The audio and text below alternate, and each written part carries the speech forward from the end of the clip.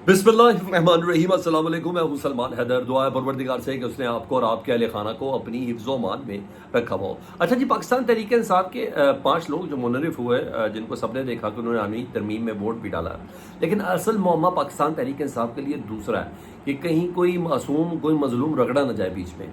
क्योंकि असल मौमा ये था कि वो तमाम लोग जिनसे मुतल्लिक था कि इनसे रब्ता नहीं हो पा रहा, वो रिज़र्व के तौर पर हैं और बकौल फैसल वाडा साहब के डिग्गी खोलनी नहीं पड़ी। अगर डिग्गी खुल जाती तो फिर उन लोगों को भी शामिल करना पड़ता।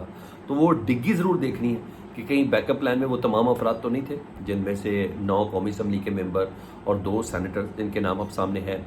तो पीटीआई को ये लगता है कि वो भी शामिल है।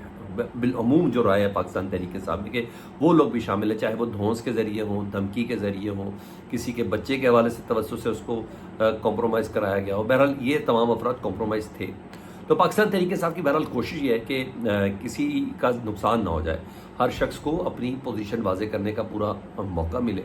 और यही वजह है कि सलमान अकरम राजा साहब जो सेक्रेटरी इत्तलात थे पाकिस्तान तहरीक इंसाफ के, रात को गलबन शाहज़ेब खानज़ादा साहब के प्रोग्राम में थे और उन्होंने कहा कि हमें शक है कि हम, बल्कि हमें ये शक था कि हमारे जो मेम्बरान हैं जिनसे पिछले 4-5-6 दिनों से हमारा रब्ता नहीं हो रहा था, वो कहाँ है। इवन हमसे तो रब्ता बहुत दूर की बात, चीफ व्हिप जो होता है पार्टी का, उससे इन तमाम अरकान को रब्ते में होना चाहिए। उस चीफ व्हिप ने ही सबको कम्युनिकेट करना होता है किसने कब किधर किस जगह पर पहुंचना है, कौन सी कानून साजी पे किस वक्त क्या चीज़ें और आपने वोट डालना है, पार्टी का स्टांस क्या, चीफ व्हिप ट्रांसफ़र करता है ये तमाम चीज़ें। उन्हें के जो आमिर डोगर हैं चीफ व्हिप, उन तक से ये सारे रब्ते में नहीं थे। और फिर जैसे ही आइनी तरमीम आ गई, सेनेट से मंजूर हो गई, कौमी असम्बली से मंजूर हो गई, फ़ौरन से पहले पहले वीडियो बयान आना शुरू हो गए। उन्हें कहा आइनी तरमीम के फौरी बाद जब इनका किसी से रब्ता नहीं था, ये वीडियो बयान कहाँ से जारी हुए, ये कैसे आ गए। ये चीज़ें हैं, वो कहते हैं जिसकी बिना पर हम शक कर रहे हैं। बहरहाल तहकीकात के बाद ही तमाम नाम एक्चुअल तौर पर सामने लाएंगे और उनकी फहरिस्त जारी की जाएगी। हाँ, अनफॉर्चुनेटली जैन कुरैशी साहब का भी नाम इसी फहरिस्त के अंदर शामिल है और जैन कुरैशी के हवाले से बहुत मुतज़ाद खबरें हैं। मैं ज़रा सरसरी आपको लेके चलूँ कि जैन कुरैशी साहब का कहा जा रहा है कि बहुत लंबे अरसे तक वो पाकिस्तान तहरीक इंसाफ में नहीं आ सकते, क्योंकि उन्होंने जो बेस बनाई है कि मैंने अपने वालिद साहब के कहने पर मैं अंडरग्राउंड हुआ था, तो कोई ऐसी रिकॉर्ड में मुलाकात ज़रूर सामने आनी चाहिए कि उनकी वालिद साहब ने कोई मुलाकात हुई हो। लोग तो कह रहे हैं कि 40 साल वालिद की सियासत को नुकसान देने वाले जैन कुरैशी साहब हैं। लेकिन बहरहाल जैन कुरैशी साहब से मुतल्लिक मुख्तलिफ खबरें, अगर उन खबरों में से एक दो का बताऊँ तो ये कहा जा रहा है कि अगर जैन कुरैशी साहब को पीटीआई ने वापस नहीं लिया तो पाकिस्तान पीपल्स पार्टी से वो बहरहाल राब्ते में है। तो सारी बात है, वो गिलानी साहब वाली पट्टी सारा मुल्तान वाला सीन है, तो वो राब्ते में है, तो वो पाकिस्तान पीपल्स पार्टी को ज्वाइन कर सकते हैं। इस टाइम तो आपको पता आंखें मीट के लिया जाएगा। तो ये तमाम चीज़ें हैं। बकौल शेर अफजल परवर साहब कि सारा पैसा लगी आसिफ अली जरदारी साहब का रहा है, तो फिर आप क्या कह सकते हैं। 1-1 अरब रुपया की ऑफ़र तक भी थी। तो बहरहाल जैन कुरैशी साहब के वाले से मुतज़ाद ये है। मैं इसमें मुबैना कह दूँ तो ये ज़्यादा बेहतर है, क्योंकि मेरे पास भी कोई कन्फर्म इस चीज़ की इतला नहीं, लेकिन ये वेरीफाइड अकाउंट से पीटीआई के अंदर से ये तमाम चीज़ें चल रही हैं। और पाकिस्तान तहरीक इंसाफ के हवाले से एक और ख़बर है जिसकी तस्दीक फैसल वाडा ने की है।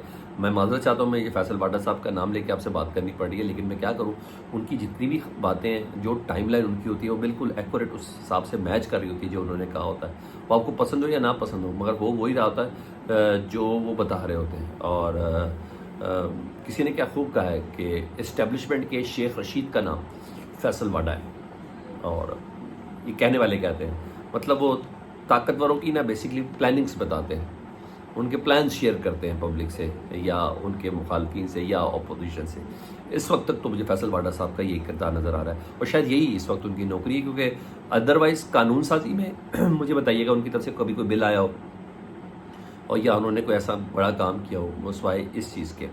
तो फैसल वाडा साहब जो हैं उनके मुताबिक उन्होंने दोबारा कहा है कि पाकिस्तान तहरीक इंसाफ का असम्बली में फॉरवर्ड ब्लॉक बन चुका है। ये दूसरी बार वो कह रहे हैं, और मजीद कहते कहते बस लीडर का ऐलान होना बाकी है कि इसका लीडर कौन होगा। और अगर फॉरवर्ड ब्लॉक बन गया तो 5 अरकान तो वो है ना जिन्होंने हुकूमत को वोट दिया, ये तो 5 अरकान वो बन गए, तो वोट जो दिए, लेकिन लीडर तो मैं इस पर वैसे अपनी एक स्टोरी बता दूँ तो जैन कुरैशी हो सकते हैं, अगर बाकी जैन कुरैशी कॉम्प्रोमाइज़ हुआ है कि फॉरवर्ड ब्लॉक के लीडर हों। तो ये सब बहरहाल खबरें चल रही हैं इस वक्त। आज का दिन डेफिनेटली बहुत अहम, जब से अदलिया के दांत निकाले, उस दांत निकालने के बाद देखना है कि उसके अंदर कोई चबाने की خصلت باقی رہ گئی ہے کہ نہیں باقی رہ گئی. تو آج کا دن اہم ہے.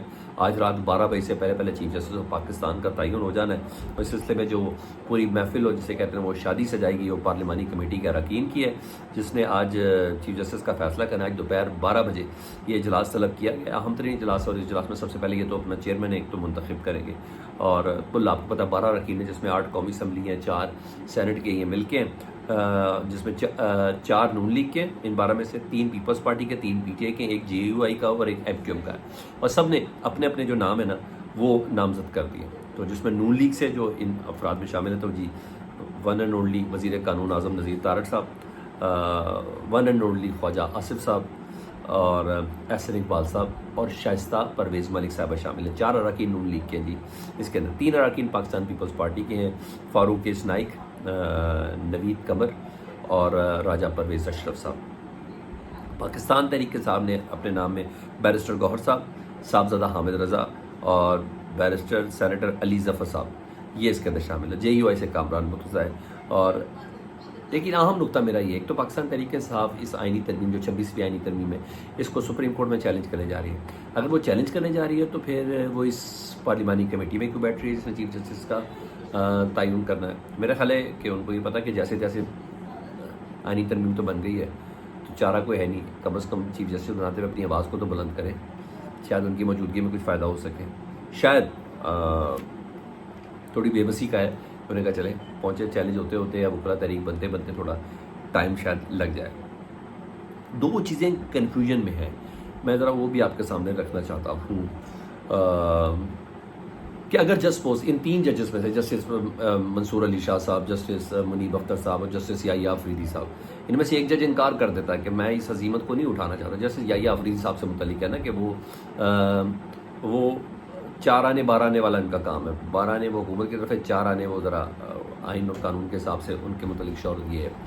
اگر جسٹس یحییٰ آفریدی انکار کر دے کہ میں عدلیہ کی اس بے حرمتی کے ساتھ اس آئینی ترمیم کے بعد میں پہلا چیف جسٹس نہیں بننا چاہتا اور میں اس لائن سے باہر ہوتا ہوں, تو پھر کون بنے گا؟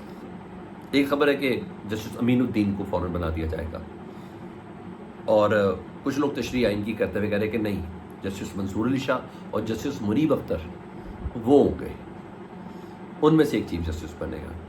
اگر ان میں سے کوئی انکار کرتا تو پھر جسٹس امین الدین صاحب ہو سکتے. تو یہ کنفیوژن چل رہی ہے, اور کنفیوژن بھی کسی اور کے لیے جسٹس یحییٰ آفریدی صاحب کو نظر چل رہی ہے کہ وہ انکار کر سکتے ہیں. بہرحال آنے والے چند گھنٹوں میں کیا رہ گئے ہوں گے, 14 15 16 گھنٹے ہوں گے جب آپ دیکھ رہے ہوں گے مجھے, تو اس میں یہ چیز بھی کلیئر ہو جائے گی. ادھر علی امین گنڈا پور صاحب دوبارہ ایکٹیو ہوئے ہیں, وہ دوبارہ انہوں نے کال دے دیا ہے. مجھے تو یہ کال میں شیر آیا والی بات نظر آ رہی ہے. جب ہوگی تو تب دیکھیں گے یار باتیں کیا کرنی, چاہے وکلا تحریک ہو چاہے یہ ہو, جب باہر نکلیں گے نا اس وقت بات کریں گے, کیونکہ 2 بار ایسا ہو چکا. تو اب ذرا یقین کرتے ہوئے بھی تھوڑا ذرا وہ ہوتا ہے, الفاظ کھانے میں بڑی پرابلم ہوتی ہے سر. آپ نے اپنے منہ سے الفاظ بولے ہو نا تو کافی پرابلم ہوتی ہے. تو وہ کہتے ہیں کہ سینئر ترین جج کو اگر چیف جسٹس نہ بنائے تو پھر ہم باہر نکلیں گے اور مارچ کریں گے. یعنی مشروط کر دی انہوں نے اپنی مارچ کو جسٹس منصور علی شاہ صاحب کی چیف جسٹس ان سے. اب نے کہا اپنا حق لیں گے. پہلے تو وہ عمران خان صاحب کو باہر نکالنے کے لیے لے رہے تھے, پہلے تو وہ باقی چیزیں تھیں, لیکن اب انہوں نے مشروط کر دیا چیف جسٹس صاحب سے. تو انہوں نے کہا جس نے غداری کی ہے, ووٹ دیا ہے, ان تمام کے نام ہمارے پاس آ چکے ہیں, ہم جلد فیصلہ کریں گے. یعنی ویسے ڈی سیٹ کرانے کے لیے ان کے حوالے سے پروسیڈنگس تیار ہوں گی. بہرحال 26ویں آئینی ترمیم کا بعد جو پہلا اس کا رزلٹ ہے, نتیجہ ہے, اس کے بیکٹ پہ کون کون سی ذہنیت کار فرما ہے, یہ سب کچھ آج کی تاریخ میں آپ کے سامنے ہوگا. فیڈ بیک سب تو ضرور آگاہ کریں. اپنا بہت خیال رکھیں. اللہم صلی علی محمد و آل محمد.